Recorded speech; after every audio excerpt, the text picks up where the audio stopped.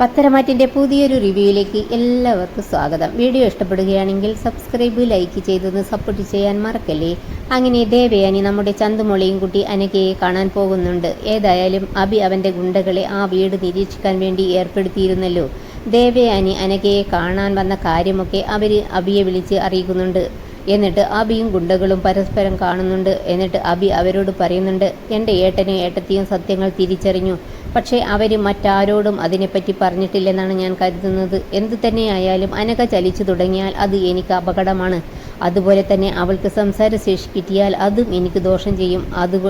അത് കേട്ട് ആ ഗുണ്ടകൾ പറയുന്നുണ്ട്, എന്തു വേണമെന്ന് സാറ് പറഞ്ഞാൽ മതി, ഞങ്ങൾ അതുപോലെ ചെയ്തു കൊള്ളാം. അപ്പോൾ അബി പറയുന്നുണ്ട്, ആദ്യം ഞാൻ അവളെ ഒന്ന് കാണട്ടെ, അവൾക്ക് എന്തെങ്കിലും മാറ്റമുണ്ടോ എന്നറിയണമല്ലോ. അതും പറഞ്ഞിട്ട് അബി അവിടുന്ന് നേരെ പോകുന്നത് അനഘയെ കാണാനാണ്.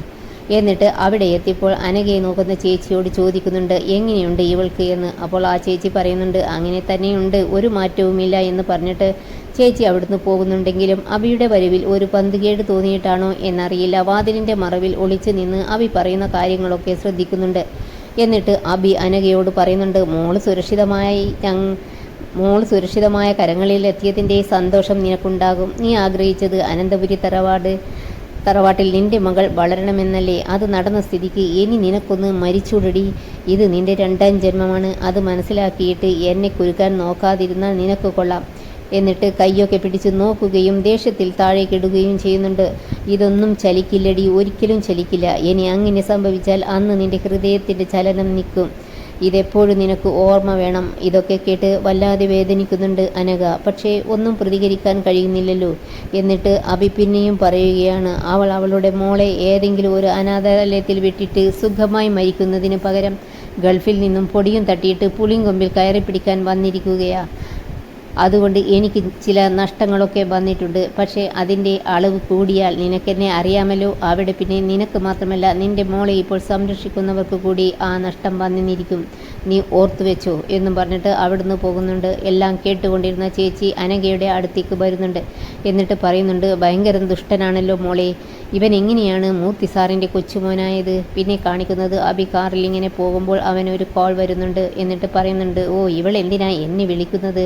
ഏതായാലും ഫോൺ അറ്റൻഡ് ചെയ്തിട്ട് ചോദിക്കുന്നുണ്ട്, ആ ഏട്ടത്തി നയനയാണ് വിളിക്കുന്നത്. എന്നിട്ട് നയന പറയുന്നുണ്ട്, അത്യാവശ്യമായിട്ട് നിന്നെ കാണണം എനിക്ക്. എന്തിനാ ഏട്ടത്തി എന്ന് അബി ചോദിക്കുമ്പോൾ നയന പറയുന്നുണ്ട്, നിന്നെ കാണണമെന്ന് പറഞ്ഞാൽ ഞാൻ വിളിക്കുന്നിടത്ത് നീ വരണം, അല്ലാതെ മറു ചോദ്യമൊന്നും വേണ്ട.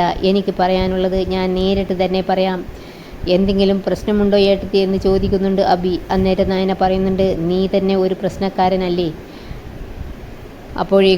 അപ്പോൾ പ്രത്യേകിച്ച് ചോദിക്കേണ്ട ആവശ്യമുണ്ടോ? കമ്പനിയുടെ അടുത്ത് ഞാൻ കാത്തു നിൽക്കും. എത്രയും പെട്ടെന്ന് നീ അവിടെ എത്തണം. ഏതായാലും നയനയെ കാണാനായിട്ട് അബി വരുന്നുണ്ട്. നയന നല്ല ദേഷ്യത്തിലാണ് ഉള്ളത്. എന്നിട്ട് അബിയോട് ചോദിക്കുന്നുണ്ട്, നീ എന്തിനാ അനഘയെ കാണാൻ പോയത് എന്ന്. അപ്പോൾ അബി, അതെ, അവൾക്ക് എങ്ങനെയുണ്ടെന്ന് നോക്കാൻ പോയതാ എന്ന് പറയുമ്പോൾ നയന ചോദിക്കുന്നുണ്ട്, ഓ എന്തെങ്കിലും പുരോഗതിയുണ്ടോ എന്ന് നോക്കാനാണോ? അന്നേരം അബി പറയുന്നുണ്ട്, അതെ അതെ എന്ന്. അത് കേട്ട് നയന പറയുന്നുണ്ട്, ഒരിക്കലുമല്ല. ആ പാവത്തിന് എന്തെങ്കിലും പുരോഗതി ഉണ്ടോ എന്നറിഞ്ഞ് അവളെ കൊല്ലാൻ വേണ്ടിയല്ലേ നീ പോകുന്നത്? അന്നേരം അബി പറയുന്നുണ്ട്, അയ്യോ ഒരിക്കലുമല്ല ഏട്ടത്തി എന്ന് പറയുമ്പോൾ നയന പറയുന്നുണ്ട്, ഒരു കാര്യം നീ മനസ്സിലാക്കിക്കോ, അവിടേക്ക് ആര് വരുന്നു പോകുന്നു എന്ന് നോക്കാൻ നീ ആളെ വെച്ചിട്ടുണ്ടാകും. നീ അങ്ങനെ ചെയ്തില്ലെങ്കിലേ അത്ഭുതമുള്ളൂ. എന്നാൽ കേട്ടോ, അതുപോലെ തന്നെ ആ വീടിനെ ശ്രദ്ധിക്കാൻ മറ്റു ചിലരുമുണ്ട്. അതുകൊണ്ട് അവിടെ നടക്കുന്ന ഓരോ കാര്യങ്ങളും സെക്കൻഡുകൾക്കുള്ളിൽ ഞങ്ങൾ അറിയും. പിന്നെ എൻ്റെ അനിയത്തി ഇപ്പോൾ ഈ സ്റ്റേഷനിലെ SI ആണെന്ന് അറിയാമല്ലോ. അവളെ നിനക്ക് നന്നായിട്ട് അറിയാമല്ലോ. തെറ്റ് ചെയ്യുന്നവർക്ക് അവൾ മാപ്പ് കൊടുക്കില്ല. മുഖം നോക്കാതെ അവരോട് പ്രതികരിക്കുന്ന കൂട്ടത്തില. അത് മനസ്സിലാക്കിയിട്ട് നീ നിൻ്റെ സ്വഭാവമൊന്ന് മാറ്റിയാൽ നന്നായിരിക്കും. നീ അങ്ങോട്ട് പോയ വിവരം ആദർശേട്ടൻ അറിഞ്ഞിട്ടില്ല. ഇപ്പോൾ ഞാനും ആദർശേട്ടനും ആ ചന്തുമോളുടെ അച്ഛനും അമ്മയും. അതുകൊണ്ട് തന്നെ മോളെ സ്നേഹിക്കുന്നവർക്ക് ഒരാപത്തും വരാതെ നോക്കേണ്ടത് ഞങ്ങളുടെ കടമയാ. സത്യങ്ങൾ എന്തുകൊണ്ടാണ് വിളിച്ചു പറയാത്തത് എന്ന് നിനക്കറിയാമല്ലോ. അത് നിന്നോടുള്ള സിമ്പതി കൊണ്ടല്ല, എൻ്റെ ചേച്ചി അതറിഞ്ഞിട്ട് തകരാതിരിക്കാനാണ്. ഇത്രയും തെറ്റിൽ മുങ്ങി നിൽക്കുന്ന നീ ഇനിയും പാപങ്ങൾ ചെയ്യാനാണ് പുറപ്പാടെങ്കിൽ തളച്ചിരിക്കുന്നതിന് ഞങ്ങൾ. ഇനിയുള്ള നിൻ്റെ ജീവിതം ജയിലിനകത്താക്കും. അതെല്ലാം കേട്ട് എന്ത് പറയണമെന്നറിയാതെ സ്തബ്ധനായി നിൽക്കുന്ന അബിയെ കാണിച്ചുകൊണ്ട് തൽക്കാലം ഇവിടെ നിർത്തുന്നു. താങ്ക്സ്.